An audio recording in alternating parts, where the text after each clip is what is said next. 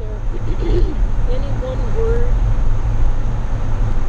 that you would use to describe the restlessness Oh, or yeah. the lack of happiness? Or what is it? Is there Spiritual. a word? It's a spiritual dilemma. It's a spiritual problem. The whole world is experiencing it.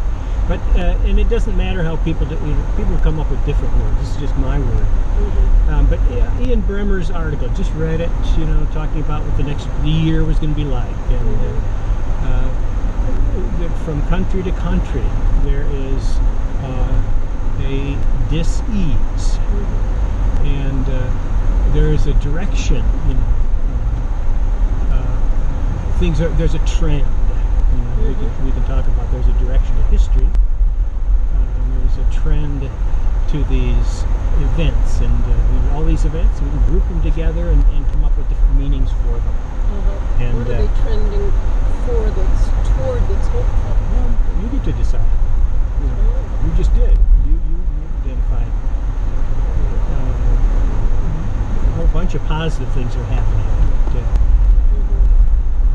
Well, one of the reasons why I would enjoy sharing that Charlie Rose with Tom Friedman is he talks about what's going on in the world and talking about how fast technology is moving and the effect globalization has on people, because he's trying to understand why did Brexit happen? Why did Trump get elected? What is common between the two? Something's going on with people, and it's expressing itself this way. It could be since the passing of both world wars, we got into a kind of prosperity and nation building, and maybe we just did as much of it as we could, and now we fizzled out. Exactly. And 80 years of Pax Americana. That was his word in the article. And so what's it mean? It's like, yeah, you're right. What does it mean to have a America that is now no longer going to be viewed as a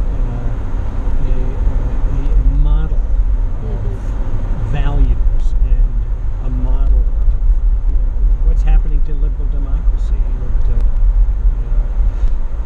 If China wouldn't do it, if Tiananmen Square, if China wouldn't do it, if Russia wouldn't do it, didn't do it, if the Arab Spring, all of that fizzled out, and with the rise of all the authoritarian leaders in the country, what's it mean?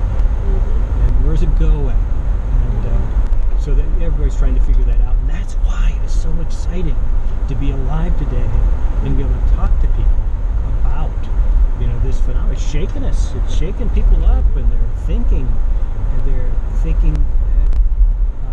in a creative, open way, in a manner that maybe they haven't done for decades. Look back to an earlier era. I keep bringing up the 60s. That was a time of ferment. That this is a kind of ferment that is reminiscent, although different, and then kind of bigger, higher. Anyway, it is just fascinating. It's wonderful to be alive, to be able to get in the Jeep and go explore. It's wonderful to be alive and talk to people. And I've got a group next week meeting. It's at the YMCA. It's at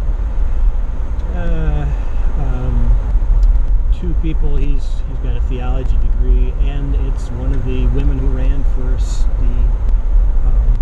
to become state superintendent of schools in Washington State. So she her effort failed, but she's involved in the same. They're setting up these discussion groups at the Y, groups of 8 people.